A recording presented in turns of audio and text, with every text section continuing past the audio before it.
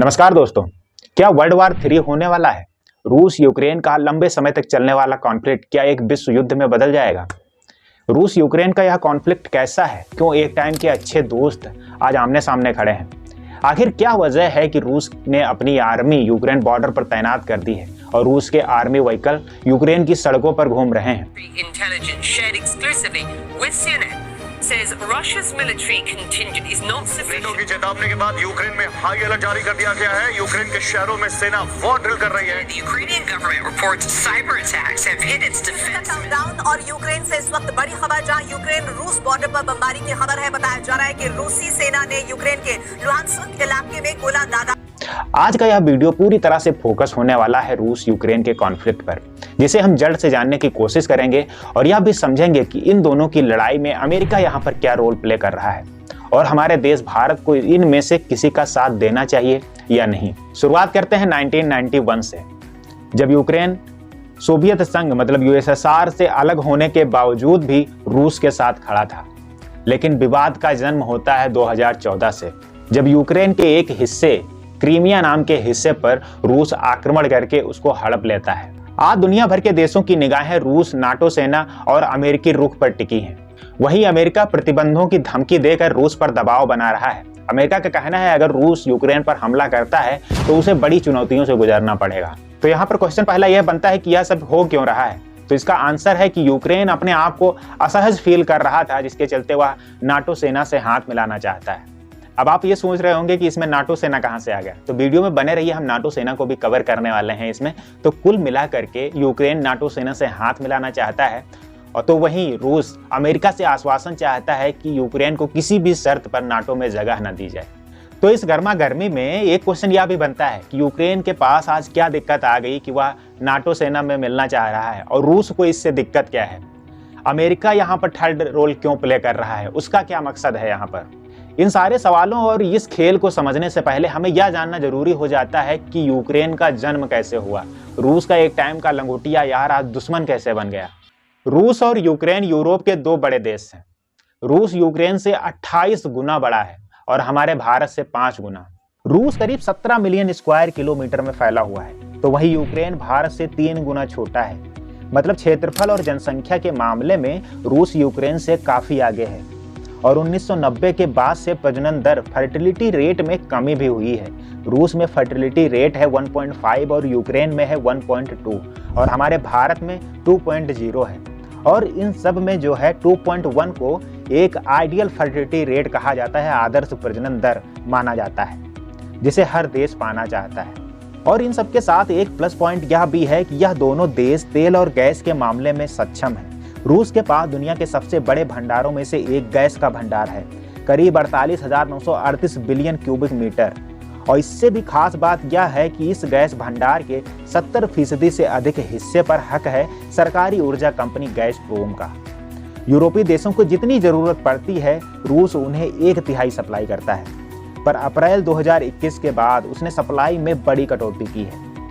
हालांकि रूस यदि यूक्रेन पर हमला करता है तो इस कंडीशन में अमेरिका रूस पर कड़े प्रतिबंध लगाने की धमकी दे चुका है। प्रतिबंध अगर लगा देता है तो यूरोप को होने वाली गैस आपूर्ति पूरी तरह से बाधित हो सकती है। फिर होगा यूरोप में ऊर्जा संकट, अगर ऐसा होता है तो, और इसमें अमेरिका की चांदी हो जाएगी। वह अपनी मनमानी कीमतों में जो है यूरोप को गैस सप्लाई करेगा। रूस के पास 80 अरब बैरल सबसे बड़े तेल के भंडार हैं। फिलहाल यहाँ पर यूक्रेन पश्चिमी यूरोपीय देशों और रूस के बीच एक कड़ी का काम करता है। वह रूसी गैस को यूरोपीय बाजारों में पहुंचाता है, तो ऐसे में गैस का संकट उत्पन्न होना तय है। अर्थव्यवस्था के भी मामले में रूस यूक्रेन से काफी आगे है। पश्चिमी देशों ने 2014 से ही रूस पर प्रतिबंध लगाने शुरू किए थे और यही वह साल था 2014 जब रूस ने क्रीमिया को यूक्रेन से हड़प लिया था। इसी वजह से उस पर और कई वैश्विक प्रतिबंध लाद दिए गए थे, कई चीजें रूस के लिए बैन कर दी गई थी। और यही नहीं, यूरोपीय सेंट्रल बैंक ने भी रूस के कर्जदाताओं को कई आर्थिक प्रतिबंधों को लेकर के वार्न कर रखा है। यूक्रेन का प्रति व्यक्ति जीडीपी ग्रॉस पर कैपिटा $3100 है और रूस का 4 गुना ज्यादा $11,700। साल 2021 में यूक्रेन में मुद्रास्फीति इन्फ्लेशन दर 10% रही, तो वहीं रूस में 8.5% रही। मुद्रास्फीति का मतलब सीधा सा यही होता है कि चीजें महंगी हो जाती हैं, बाजार वस्तुओं की कीमतें बढ़ जाती हैं और मुद्रा मतलब वहाँ की करेंसी का रेट जो है घट जाता है। रूस यूक्रेन का सबसे बड़ा बिजनेस पार्टनर भी है। यूक्रेन $55 बिलियन का आयात करता है, जिसमें चीन का हिस्सा सबसे ज़्यादा 13.3% और दूसरे नंबर पर 12% के साथ रूस है और तीसरे नंबर पर जर्मनी है, जो यूक्रेन के कुल आयात में 9.6% की हिस्सेदारी रखता है। एक्सपोर्ट मतलब निर्यात की बात करें तो यूक्रेन का सबसे ज़्यादा सामान रूस को जाता है। यूक्रेन अपने कुल निर्यात का 9.5% हिस्सा रूस को भेजता है। वहीं चीन इस मामले में 8% के साथ दूसरे नंबर पर और जर्मनी 6.2% के साथ तीसरे नंबर पर है। और यहीं अगर रूस के इंपोर्ट एक्सपोर्ट की बात करें तो दोनों ही मामलों में यूक्रेन बहुत पीछे है। मतलब रूस के इंपोर्ट एक्सपोर्ट में टॉप 10 में भी नहीं आता है यूक्रेन। सैन्य ताकतों में कौन किस पर भारी है तो यहाँ भी रूस आगे है। रूस अपने देश रक्षा पर खर्च करने वाला टॉप 5 कंट्रीज में आता है। 2020 में इसने अपने देश रक्षा पर 61.5 अरब डॉलर का निवेश किया था, जो कि वहां की कुल सरकारी आय का 11.4% था। दोनों देशों में टकराव का मेन कारण है नाटो। मानो कि रूस के लिए ही जन्म हुआ हो यूक्रेन का। साल 1939 से 1945 तक सेकंड वर्ल्ड वार होता है, जिसमें अमेरिका, फ्रांस, सोवियत संघ और ब्रिटेन ये सारे देश मिलकर के इटली और जापान से जमकर युद्ध करते हैं। इसी दौरान 1945 में अमेरिका ने सबसे आगे निकलते हुए जापान पर परमाणु बम गिरा दिया और इसी के साथ यह जो है सेकेंड वर्ल्ड वार भी खत्म हो गया। हालांकि सोवियत यूनियन यूएसएसआर को यह बात चुभ गई कि सहयोगी होने के नाते अमेरिका के पास इतने खतरनाक हथियार थे तो उसने बताया क्यों नहीं। और यहीं से दोनों देशों के बीच अमेरिका और यूएसएसआर मतलब सोवियत यूनियन संघ के बीच में शीत युद्ध की शुरुआत हो जाती है। दोनों देश दुनिया के अन्य देशों को अपने पाले में खींचने के लिए आगे बढ़ते हैं और यही वह समय था जब नाटो नाम के एक संगठन का जन्म होता है और इसे अमेरिका ने 12 देशों के समर्थन से बनाया था।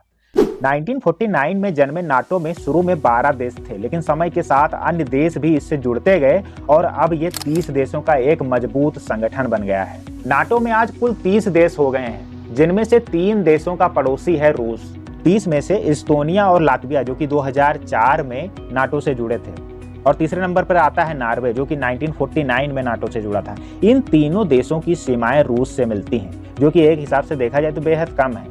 लेकिन जब यूक्रेन नाटो में शामिल हो जाएगा तो इसके बाद रूस तक नाटो सेना की पहुंच का इलाका काफी बढ़ जाएगा। नाटो की स्थापना सुरक्षा के मद्देनजर की गई थी। इसके सभी सदस्य देशों का उद्देश्य था कि अगर संगठन के किसी भी मेंबर पर कोई बाहरी देश आक्रमण करता है तो सभी लोग उसका सामना करेंगे मिलकर। यानी सीधा सीधा मैसेज यह था कि अगर कोई देश नाटो सदस्य देशों पर हमला करता है तो यह हमला अमेरिका पर हमला माना जाएगा। इधर रूस ने भी कुछ देशों को एक साथ लेकर एक संगठन बना लिया, WTO यानी वर्सा ट्रीट ऑर्गेनाइजेशन।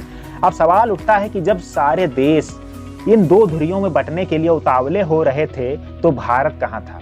तो इसका जवाब यह है कि भारत ने एक तीसरा मोर्चा बनाया जिसे नैम यानी नॉन अलाइनमेंट मूवमेंट गुटनिरपेक्ष आंदोलन के नाम से जाना गया। यह नैम उन देशों का ग्रुप था जो ना तो अमेरिका के साथ थे और न ही रूस के साथ थे। अब वापस से बात करते हैं 1991 की। 1945 से 1991 तक जो है अमेरिका और सोवियत संघ के बीच में शीत युद्ध होता है। हालांकि इसमें हार जीत किसी की नहीं होती, बस यह एक दौड़ होती है कि दुनिया के सभी देशों को अपने अपने ग्रुप में मिला लेते हैं। तो यहाँ पे 2 ग्रुप बनकर तैयार होते हैं, एक नाटो बनता है, दूसरा बनता है वर्सा। अब विश्व के सामने तमाम समस्याएं उत्पन्न हो जाती है कि अगर यह लड़ गए तो दुनिया का क्या होगा। फिर आगे चलकर इन गुटों ने एक दूसरे को समाप्त करने की तमाम कोशिश की, पर अमेरिका यहाँ पर बाजी मार गया क्योंकि रूस के नेतृत्व वाले सोवियत संघ यूएसएसआर की धीरे धीरे जो है अर्थव्यवस्था खस्ता होने लगी। कई हिस्सों में असहमत होने के कारण यह सोवियत संघ 15 टुकड़ों में बढ़ जाता है और यह 15 टुकड़े अलग होकर के 15 देश बन जाते हैं और इन्हीं में से एक था यूक्रेन, जिसे लेकर यह पूरा बवाल मचा हुआ है। सोवियत संघ से यूक्रेन जब विघटित हुआ तो 15 देशों में से दूसरा सबसे शक्तिशाली देश था। तो भाई कुल मिला के यह चीज तो क्लियर हो गई कि अलग कैसे हुआ, किन कंडीशनों में अलग हुआ। लेकिन जुड़ा क्यों था, क्या वजह थी कि यह सोवियत संघ में जुड़ गया था? इसको समझने के लिए जाना पड़ेगा रूसी क्रांति तक। 1917 में रूस में एक क्रांति हुई और यह क्रांति रशियन अंपायर के खिलाफ थी। उस समय जॉर्ज निकोलस रूस का शासक हुआ करता था। 1980 में यह क्रांति सक्सेसफुल रही और यूक्रेन भी रूसी शासक से आजाद हो गया। पर यह आज़ादी ज़्यादा देर तक ना चल पाई। 1921 में लेनिन की रेड आर्मी ने यूक्रेन पर कब्जा कर लिया। हालांकि रूसी क्रांति के बाद 1922 में सोवियत यूनियन संघ यूएसएसआर बना और 15 गुटों में यूक्रेन भी एक था। 1991 में सोवियत संघ से अलग होने के बाद भी यूक्रेन रूस के साथ खड़ा था, लेकिन विवाद शुरू हुआ था वही 2014 में। यूक्रेन के एक हिस्से को, जिसे क्रीमिया के नाम से जाना जाता है, उस पर हमला किया रूस ने और अपने में मिला लिया। इसके बाद अमेरिका ने रूस पर कई प्रकार के प्रतिबंध लगा दिए। साथ ही रूस को G8 से भी बाहर होना पड़ा। इसके बाद यूक्रेन को लगा कि अगर हम अभी नहीं जागे तो रूस हमें पूरी तरह से अपने कब्जे में ले लेगा, और इस डर के कारण यूक्रेन ने नाटो से हाथ मिलाने की योजना बनाई। यूक्रेन को लगा कि अगर वो नाटो का सदस्य बन जाता है तो रूस उस पर कभी हमला नहीं कर पाएगा, क्योंकि नाटो पर हमला मतलब अमेरिका पर हमला। रूस को भी ये बात अच्छे से पता है कि अगर यूक्रेन भी नाटो का सदस्य बन गया तो नाटो रूस की एक लंबी सीमा तक पहुंच बना लेगा, और फिर कुछ भी ऊपर नीचे होने पर सभी 31 देश मिलकर रूस पर हमला कर सकते हैं। यही कारण है कि रूस ने अमेरिका से कहा है कि वो विवाद से दूर रहे और यूक्रेन को नाटो में एंट्री ना दे। यहाँ पर सबकी अपनी अपनी राय देखने को मिल रही है। एक पक्ष का कहना है कि रूस यहाँ पर एक तीर से दो निशाने साध रहा है। वो एक तरफ यूक्रेन को नाटो से दूर रखना चाहता है ताकि वो भविष्य में कभी भी उसके खिलाफ खड़े होने की ताकत ना जुटा सके। वहीं दूसरी तरफ वो यूक्रेन की सीमा पर तनाव पैदा कर अमेरिका और अन्य पश्चिमी देशों द्वारा लगाए गए प्रतिबंधों को खत्म करवाना चाहता है। वर्तमान में यूक्रेन में एक गुट जिसमें नेता और वहां की जनता दोनों शामिल हैं, वह रूस में मिलने के लिए तैयार है। ये उस हिस्से के लोग हैं जिनकी सीमा रूस की सीमा से सटी हुई है। वहीं कुछ हिस्से की जनता चाहती है कि यूक्रेन यूरोपियन यूनियन के साथ बना रहे और नाटो से हाथ मिला ले। तो भाई सारी चीजें तो क्लियर हो गई, लेकिन यह आइडिया यूक्रेन को कब आया कि उसे अब नाटो में शामिल हो जाना चाहिए, वरना रूस कभी भी हम पर हमला कर देगा और अपने में मिला लेगा। तो यह आइडिया आया 1997 में। साल 1997 में यूक्रेन नाटो कमीशन बनाया गया था, जिससे यूक्रेन नाटो संगठन का पार्ट बन सके। साल 2008 में यूक्रेन ने खुल करके कहा कि वो भी नाटो का मेंबर बनना चाहता है, और इसी दौरान यूक्रेन को नाटो से मैसेज मिला कि वो मेंबरशिप की तैयारी भाई करने लग जाए, अब हम उसको शामिल कर लेंगे। साल 2017 में यूक्रेन की संसद ने एक विधान पारित किया जिसमें यह कहा गया कि नाटो की सदस्यता पाना यूक्रेन के लिए विदेश नीति का एक बड़ा उद्देश्य है। दिसंबर 2021 में नाटो प्रमुख और यूक्रेन के राष्ट्रपति की मुलाकात होती है, और उधर नाटो को लेकर यूक्रेन की सक्रियता को देखते हुए रूस सीमा पर अपने फौजों को तैनात करना शुरू कर देता है। वर्तमान में यूक्रेन की सीमा पर रूस ने 1 लाख से अधिक सैनिक, जंगी जहाज, टैंक, गोला बारूद समेत कई अत्याधुनिक हथियारों की तैनाती कर दी है। और डे बाय डे रूस की ऐसी हरकतों को देखकर दुनिया भर को यही लग रहा है कि रूस कभी भी यूक्रेन पर हमला कर देगा, और हो सकता है बाद में इसमें अमेरिका भी कूद जाए, जिससे यह युद्ध जो है एक वर्ल्ड वार में बदल जाए, वर्ल्ड वार 3 हो जाए। तो आज की वीडियो में सिर्फ इतना ही। आई होप, मैं आशा करता हूं कि आपको ये वीडियो इन्फॉर्मेटिव लगा होगा। अगर आप चैनल पर नए हैं तो हमारे चैनल को सब्सक्राइब कर लें, बेल आइकन भी दबा लें, जिससे आपको इस तरह की और भी वीडियो मिलती रहें। तो आज के लिए सिर्फ इतना ही। मिलते हैं नेक्स्ट वीडियो में एक नए टॉपिक के साथ। जय हिंद।